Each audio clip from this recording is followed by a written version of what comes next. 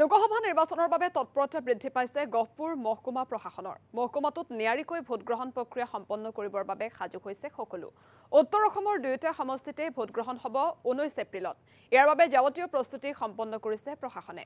এই সন্দৰ্ভত এক প্ৰতিবেদন আগবঢ়াইছো গহপুৰৰ সাংবাদিক পৰাগ শইকীয়াৰ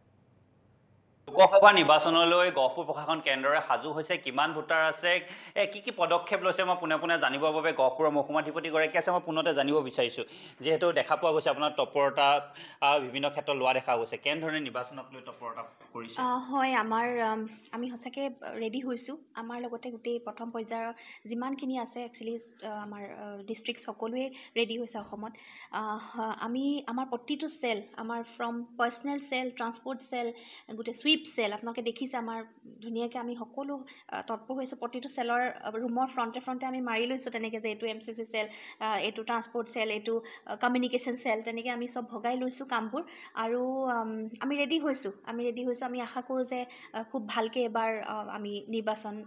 সফলভাৱে সম্পন্ন কৰিব পাৰিম কিমান ভোটাৰ কেনেধৰণে হয় আমি 1,70,000 আমাৰ গহপুৰত ভোটাৰ আমাৰ পলিং ষ্টেচন আছে 198টা ঠিক তেনেকৈ আমি কাইলৈৰ পৰা আমি প্ৰথম ফেজৰ আমাৰ ট্ৰেইনিং ষ্টাৰ্ট হ'ব আমি ছয়দুৱাৰ কলেজত ভেনু লৈছোঁ আমি আজি গোটেই মাষ্টাৰ ট্ৰেইনাৰসকলৰ লগত এটা ব্ৰিফিং ছেশ্যন আমি কৰিলোঁ ছেক্টৰ অফিচাৰ জ'নেল অফিচাৰ আমি সকলো মিলি আমি কেনেকৈ ট্ৰেইনিং ভাগ সফল কৰিব পাৰোঁ ছ' ডেট মানুহক ক্লেৰিটি থাকে EVM ৰান কেনেকৈ কৰিব লাগে গোটেই পলিং প্ৰচেছৰ ক্লেৰিটিটো যাতে দিব পাৰোঁ তাৰ কাৰণে আমি আজি বহিছোঁ আৰু কাইলৈ মই ভাবোঁ যে ভালকৈ আমাৰ ট্ৰেইনিংটো হৈ যাব সাধাৰণ জনতাৰ ক্ষেত্ৰত কিবা নিৰ্বাচনৰ কাৰণে কিবা নীতি নিয়ম আছে নেকি হয় মানে এতিয়া আপোনালোকে জানে যে MCC cell model code of conduct এতিয়া চালু হৈ গৈছে কোনো মানে পলিটিকেল কনটেশ্যন থকা বেনাৰ পোষ্টাৰ হোৰ্ডিং এইবোৰ থাকিব নালাগিব গতিকে ৰাইজে যদি তেনেকুৱা মেছেজ পায় আমাৰ নিৰ্বাচনী শাখাৰ লগত ইনফৰ্মেশ্যন দিব পাৰে আমাৰ চাৰিওফালে আমাৰ টিমছসমূহ গৈ আছে আৰু ঠিক তেনেদৰে কেছ লিকাৰ কোনো ধৰণৰ তেনেকুৱা বেয়াকৈ আমাৰ মানে ইলিগেল ট্ৰাফিকিং হ'ব নোৱাৰিব তাৰো আমাক ইনফৰ্মেশ্যন দিব পাৰে যদি ক'ৰবাত ৰাইজে কিবা গম পায় মুঠতে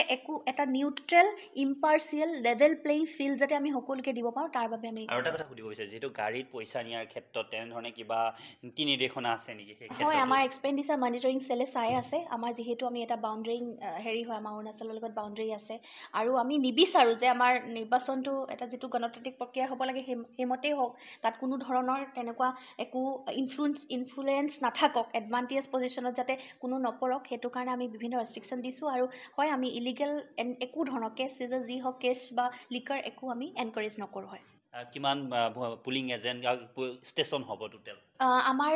যিহেতু 198 পলিং ষ্টেচন হ'ব তাতে আমাৰ প্ৰতিটো পলিং ষ্টেচনত presiding officer first polling second polling third polling থাকিব লগতে ৰিজাৰ্ভ 20% আমি এক্সট্ৰা ৰাখিম গতিকে নিয়াৰ এবাউট 1,000 আমাৰ পৰাগ শইকীয়া আপোনাক এই মুহূৰ্তত ধন্যবাদ জ্ঞাপন কৰিছোঁ আপুনি এই সন্দৰ্ভত সবিশেষ জনোৱাৰ বাবে